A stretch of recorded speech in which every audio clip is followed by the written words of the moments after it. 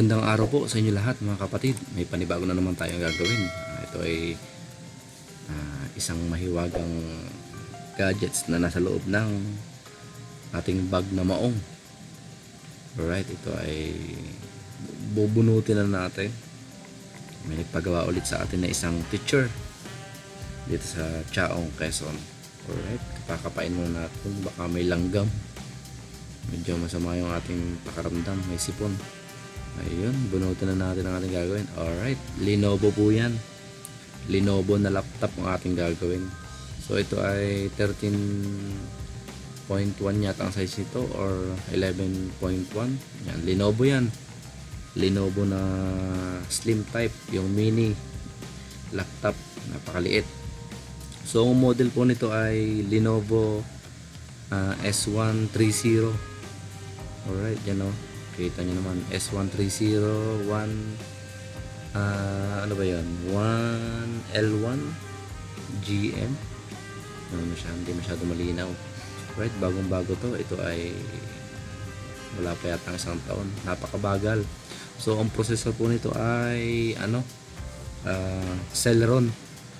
Ito ay ating papalitan ng keyboard. So try muna natin i-open, i-power on natin. Yung keyboard nito ay in-order natin kasi yung request ng may-ari ay palitan na, ang dapat palitan. Naka-order tayo sa Lazada, almost lang to, 2 days lang yata. So ito yung mga model niya na pwede nating ipalit. May mga series na nakasulat dito. So lahat ng nandito S1 120S, 130S, 130S 11GM, 13S 130S 11GM 1L1. Masyado malabo. Alright, basta yan na yan. So lahat po ng series ng keyboard ay pwede natin gamitin. Lahat kapag mag-order tayo ay dapat ay check muna natin ng maigi yung details. So sa likod lang kayo ng laptop magbabase. Base lang kayo sa likod ng laptop, i-type nyo mabuti yung model ng laptop nyo tsaka yung serial number. Tapos kapag mag-order kayo ay tingnan nyo muna yung mga feedback, yung mga nagko-comments kung okay ba para hindi tayo mabubudol. So awa ng Diyos, hindi naman tayo nabubudol dito sa Lazada. Mga legit ang na-order natin. So itong laptop na to, kita nyo yung screen, naka-blank lang, napakatagal mag-open. So habang nag-unboxing tayo ay nag-explain tayo ng sa laptop din. So itong na-order natin ay 120S, pero yung model ng laptop ay 130S. Yan, papakita ko sa inyo. Kita nyo yung pinakita ko sa inyo kanina, 130S. Tapos yung dumating na keyboard natin ay 120S. Hindi tayo malakas ng boses at tulog siya na dito sa likod. Yan, pero pwede yan. So itong mabagal na laptop na to ay request din ng may-ari na pabilisin natin. So gusto niyang i-upgrade from hard drive to SSD. So meron tayo dito na dala galing OMA na SSD. Meron tayo ditong 256GB Lexar. Yan, may dalawa tayong piraso. And meron din tayo dito na 512GB. So ikakabit natin dito ay itong Lexar na 256GB. Medyo mura-mura to. Mga budget meal to. 2.8 lang ang singil ko dito. So may mga nakausap ako na ang singil daw sa 256 ay almost kulang-kulang 4K. So mahal.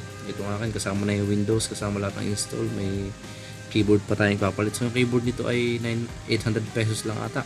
200 lang yung tubo natin dito. So yung mga ganitong keyboard po ang problema, lalo't mga built-in, napakahirap po palitan. Kaya yung ibang technician ay nauunawaan ko na medyo mahal yung singil nila. So ako naman, hindi naman masyado nagmamahal ng singil. 200 nga lang yung pinatubo ko dito. Yan nakikita nyo, bagong bago yan. At katulad yan ng ating papalitan, itong naka-install na to. Ito itatanggalin natin. So yan, ang gagamitin natin itong blade. So yung iba ang ginagamit ay parang side cutter. So mas komportable po ako dito sa blade natin, itong matalas na blade. Tingnan nyo, yan ang i-upgrade ko, ang keyboard and ang ating SSD. So napakahaba po ng proseso ng ganito. Umaabot ito ng minsan 6 hours, ganyan, 5 hours. Kapag dapat hindi nyo madaliin. Kayo na parang nagre-relax lang.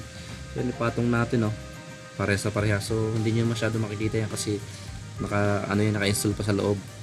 Kailangan natin tong baklasin maya-maya. So kita nyo, ilang minuto na yung ating video natin. Almost 5 minutes na. Hindi pa rin nag-open yung ating Windows.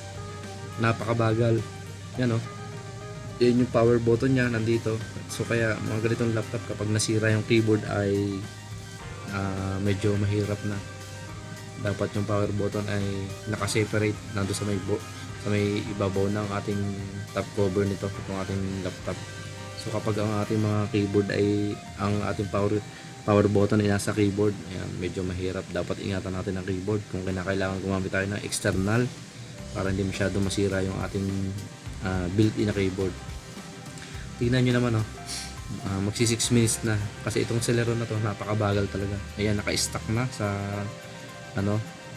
ating startup.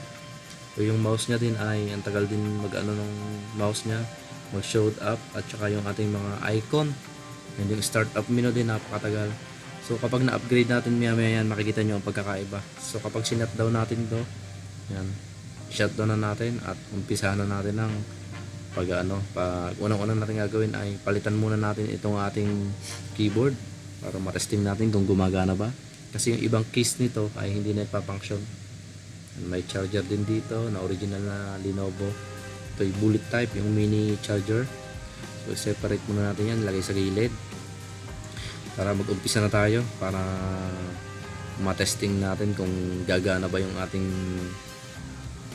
in-order na keyboard, kung legit ba to. Yan. Open na natin yung ating tools. So yung ating mga tools na from Oman, ito lagi nating daladala. So ready lang natin yung ating mga gagamitin para makapag-umpisa na tayo ng ating trabaho. So medyo maliwanag ngayon dito, medyo kumukulimlim minsan, tapos napakainit. Alright, ready na. So disassembly muna natin, baklasin natin yung mga screw. So ang screw pala nito ay yung T-type, yung T3, yung parang star. Hindi pala, parang triangle style ba? Hindi pala siya star. So yan, meron tayo dito, may mga sukat-sukat yan. Piliin lang natin to kung anong kakasya dito. So T3 yung napili natin. Yan medyo para siyang triangulo. Para siyang yan ang star, yung pagkakaiba. May mga touch lock siya. So ang mga nakalagay dyan, ang tawag namin dyan ay T0 hanggang T60 yata to, T65. Okay, disassembly muna tayo. So dito pa lang tayo sa proseso ng ating pag-disassembly ng ating back cover at mga screw.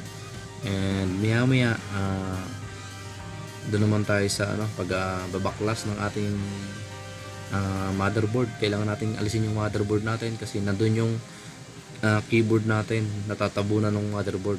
So dapat ay matyaga tayo mag-open ito. So sa mga ganitong proseso talaga ay medyo mahal yung singilan kasi napaka-trabaho po. Hindi katulad ng ibang built-in na laptop na maliit lang yung board. Ito, tingnan natin kung maliit yung board nito. Minsan madami screw. Hindi din kamukha nung mga laptop na ang keyboard ay nasa ibabaw lang, nakalock lang sa screw, or minsan yung lang, locking tab lang yung naglalak. So ito talaga mga built-in, napakahirap po palitan. Napapalitan naman siya talagang yung mga technician na lalapitan nyo, yung talagang sanay na nagbabaklas. Right, okay na, natanggalan natin ng mga screw. Baklasin natin tong back cover ng dahan-dahan. Siguraduhin po natin palagi tayo na hindi makakasira ng mga gadgets para naman yung ating mga customer ay matuwa. Itong aking video na to ay inaalay ko sa lahat ng viewers, sa lahat ng gustong manood at matuto ng DIY. So sundan nyo lang po ang ating video na to.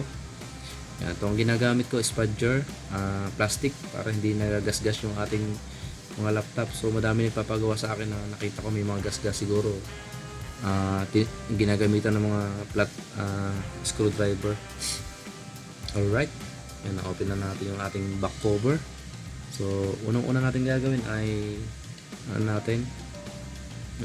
alisin natin yung ating itong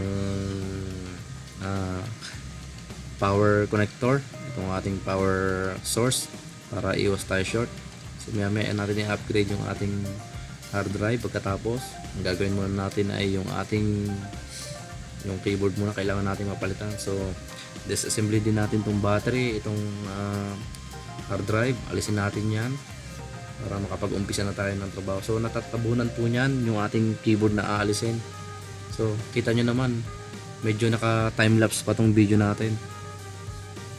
Medyo yung pagkuha ko ay medyo parang naka forward ba, pero ano lang to, parang times 1.8 ang speed nya, para hindi naman masyado mahaba to. Almost ano tong video ko na to, mga video ko sa pagbabaklas ng ng laptop at pag-disassembly, yung pagtatanggal ng mga keyboard na built-in ay maabot po ng minsan 2 oras kasi dinadahan-dahan natin yan.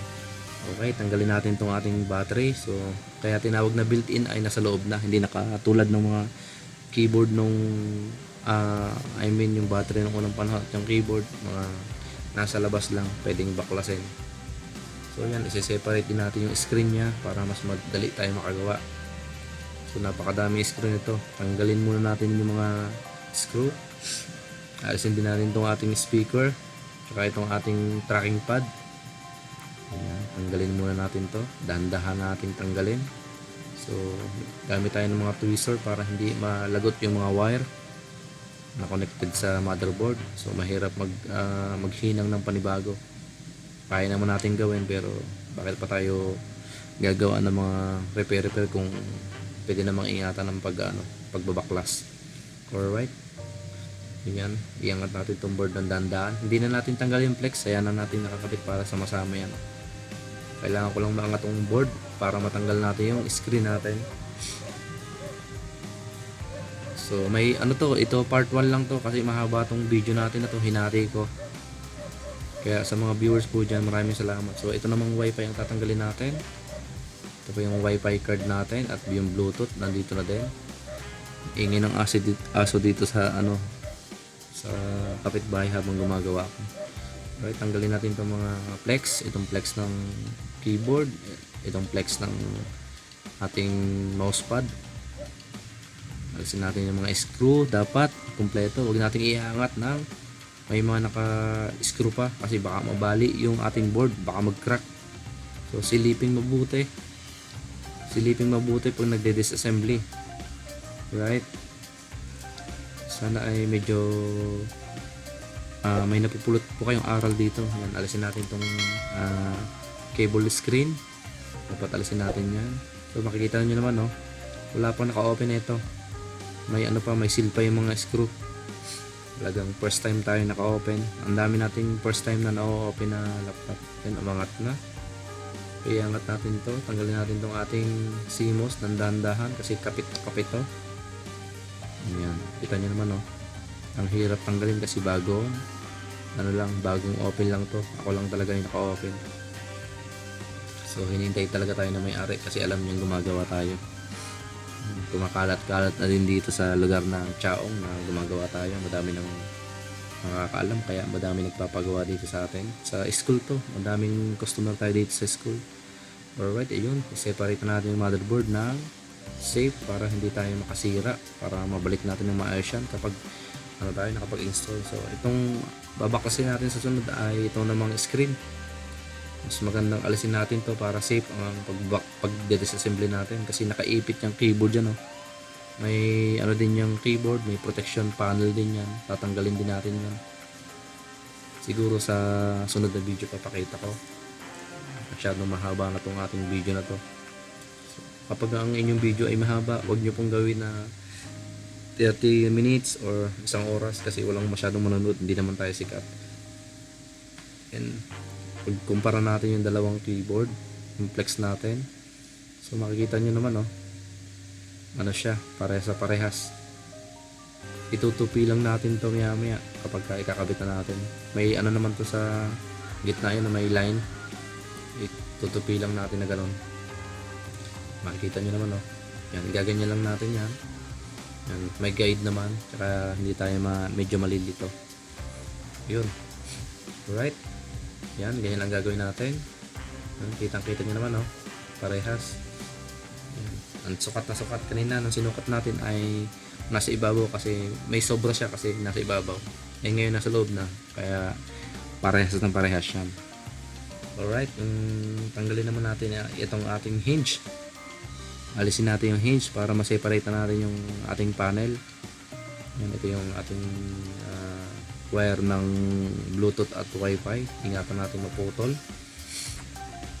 Yan, iangat natin dahan-dahan and luluwagan natin yung hinge niyan kasi napakahigpit din daw. Alright, yun, nabaklas na natin. Okay, ito pong pinapakita ko, itong hawak ko na to. Yan, tatanggalin din natin yan, yung ating speaker. Yan, tanggalin natin yung speaker. And yung ating mousepad, tatanggalin din natin. So, itong bakal na to na may cover na item, ito yung pinaka-protection ng keyboard. Bago pa natin matanggal yan, ay marami pang proseso. So, sa susunod na video po, ipapakita natin yan. Alright, tanggalin din natin to, itong pinaka-flex na to sa ating mousepad para hindi mawala. So, kahit ganyan, madami tayong nabaklas ay memoryado na po natin yan. Hindi po mawawala yan. Don't worry, huwag kayo mag-alala. Papagawa kayo sa akin. So, sa mga may magpapagawa po, medyo, sige na, umubo na. Sige na, may kunti pang ubo. Yan, may ano pa dito, may screw pa. May 3 screw yan. No, nagpo-protect dito sa ating, nag-hold sa ating mousepad. Alright, iangat lang natin yan. Madali lang po natin maaangat yan. Ayan, okay na, tanggal na. So, ganito lang po ang pag-angat niyan. Ayan, oh. Nakasabit lang ganon. Yan po yung mousepad ng laptop natin. Ingatan natin yan. So, ngayon makakagawa na tayo ng maayos. Natanggalan natin. So, sa sunod na video po, ipapakita kung paano natin tanggalin to. Medyo matagal pa rin. Naabot din ng 30 minutes pa yata o 45 minutes ang ang pagbaklas. So, yun po. Sana ay subaybayan nyo yung next video natin. Pinutol ko po itong video na to para may mapanood pa kayo sa sunod kasi mahirap kung mag-ano ng mahabang video. Kailangan hatiin natin para mas madaling maintindihan. Ayun, sana po ay may napulot kayong aral and sundan nyo po ang aking video sa sunod na i-upload. Ayun, kita po tayo sa sunod na video ko, yung kadugtong nito. Sana ay panoodin nyo po at may matututunan po kayo sa DIY na to. Kung ganito po yung laptop nyo na built-in yung keyboard, panoodin nyo po ito. Ayun, maraming salamat po sa lahat ng team na nandito. Sa aming team mayor, Kuya Ay, shout out. Sa lahat ng mga ka-team ko, shout out sa inyo lahat. And sa lahat ng nakakilala sa akin at hindi nakakalimot sa channel ko, maraming salamat. And mag-iingat kayo lagi lahat. And God bless you all. Bye-bye. See you po sa next vlog. Paalam. Enjoy po sa Palas Chat. Thank you. Bye-bye.